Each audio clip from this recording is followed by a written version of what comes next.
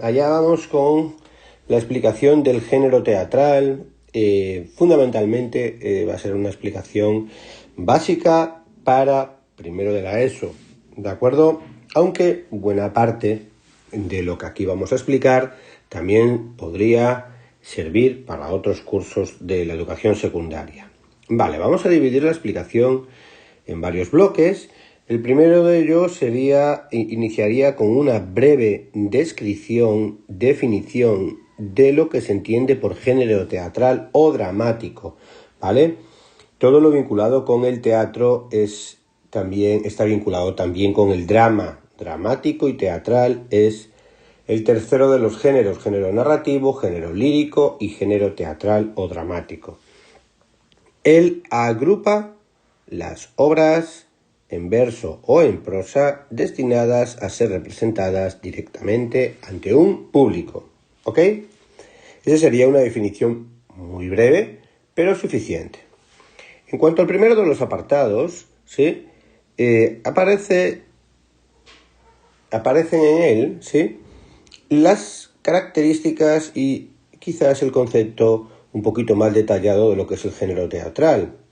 El género dramático, ¿sí? En el género dramático los hechos se presentan a través del diálogo, muy importante, a través del diálogo de personajes fundamentalmente. Veremos que después también puede haber monólogos, que son representados por actores en un escenario ambientado adecuadamente. Por lo tanto, diálogo, actores y escenario son conceptos fundamentales del género dramático o teatral. Las características, por lo tanto, serán: no hay narrador que cuente los hechos, sino que los personajes los presentan directamente. Es un espectáculo, por lo que el hecho teatral se produce en un lugar preparado para ello. Tiene una duración determinada, que es el tiempo de la representación.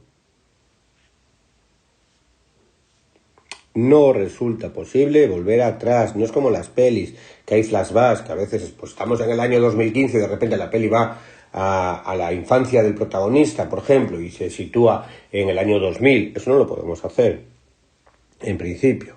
Las descripciones son sustituidas por la ambientación, el decorado y los movimientos y gestos de los actores. El espectáculo teatral tiene dos dimensiones: el texto teatral y la representación. Es decir, lo que aparece entre comillas, el guión escrito, ¿sí?, que es como una especie de, repito, entre comillas, apuntes escritos donde se sitúan todas la carga interpretativa, es decir, lo que tienen que decir los personajes, y la representación, que es el hecho de representar ese guión. Elementos del texto teatral. Los elementos del texto teatral son varios, ¿sí?, pero podríamos diferenciar entre diálogo, que son palabras que los personajes se dirigen unos a otros. Aquí tenemos un ejemplo, Perlipín. Yo quería decirte una cosa, Belisa, y es Perlipín, he tardado en decidirme, pero como veis hay una especie de interlocución entre dos personajes, ¿vale?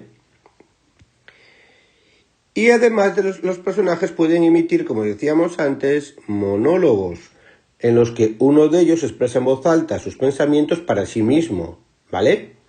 En vez de estar hablando, ¿sí?, o interaccionando con otro personaje, lo hace consigo mismo. Y también a partes, cuando se dirige al público o a otro personaje sin que supuestamente lo oigan los demás. ¿Vale? Aquí tenemos ejemplos.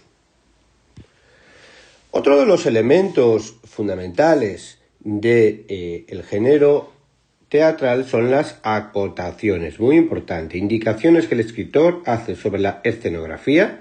La escenografía es el conjunto de elementos que aparecen en el escenario: el vestuario, la decoración, la música, ¿vale?, los objetos que hay, ¿vale?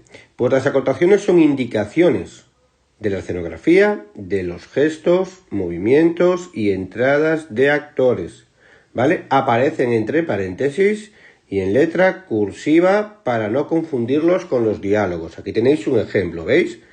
Escenario en penumbra, fantasmal y casi vacío. Se adivinan algunos bultos y objetos al fondo y en los laterales que irán tomando cuerpo y vida a lo largo de la representación. Vamos con el tercero de los apartados, lo que es en sí la representación. Vamos allá, la representación. La representación es lo que el espectador ve cuando acude a una sala de teatro para disfrutar de una función. Me mola mucho esta definición, es simple y se entiende bien. Es decir, tú como espectador vas a un teatro y todo lo que ves en el teatro, en el momento en el que empieza la acción teatral, esa es la representación, ¿vale?